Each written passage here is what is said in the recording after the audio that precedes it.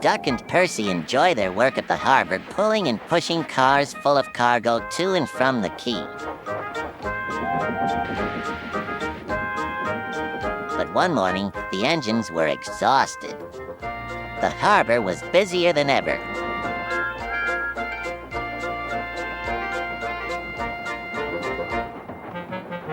Sir Topham Hatt promised that another engine would be found to help them. "Huh, it's about time," said Percy. "I ache so much I can hardly get my wheels to move," agreed Duck. They waited for the engine to arrive. It came as a shock when he did. "Good morning," squirmed Diesel in his oily voice. The two engines had not worked with Diesel for a long time. "What are you doing here?" gasped Duck. "Your worthy Sir Topham Hatt sent me. I hope you are pleased to see me again. I am to shunt some dreadfully tiresome cars." "Shunt where?" said Percy suspiciously. "Where? Why, from here to there," purred Diesel, "and then again from there to here. Easy, isn't it?" With that, Diesel, as if to make himself quite clear, bumped some cars hard. "Oh!" screamed the cars. "Arr!" growled Diesel. Percy and Duck were horrified. They did not trust Diesel at all. They refused to work and would not leave their shed. Sir Topham Hatt was enjoying his tea and iced bun when the telephone rang. "So there's trouble in the harbor yard? I'll be there right away." Diesel was working loudly and alone. Cargo lay on the quay. Ships and passengers were delayed. Everyone was complaining about Sir Topham Hatt's railway. Percy and Duck were sulking in their shed.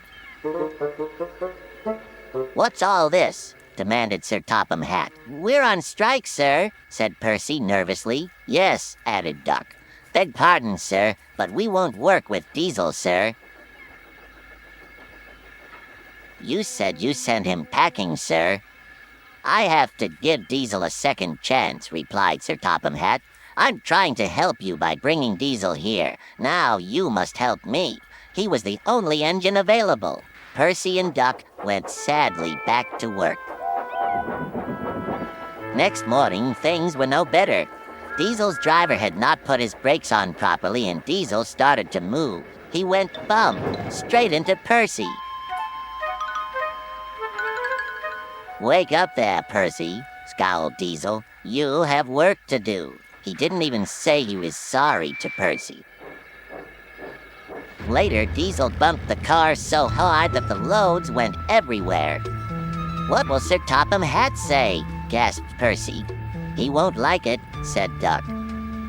"So who's going to tell him, I wonder? Two goody-goody tattletales like you, I suppose?"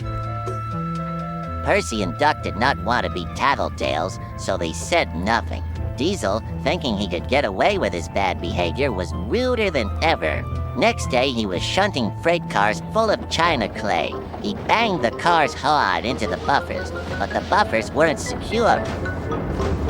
The silly cars were sunk. Sir Topham had heard the news.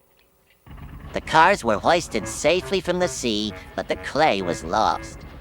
Sir Topham Hatt spoke severely to Diesel. "The harbor master has told me everything. Things worked much better here before you arrived. I shall not be inviting you back. Now, Duck and Percy, I hope you won't mind having to handle the work by yourselves again."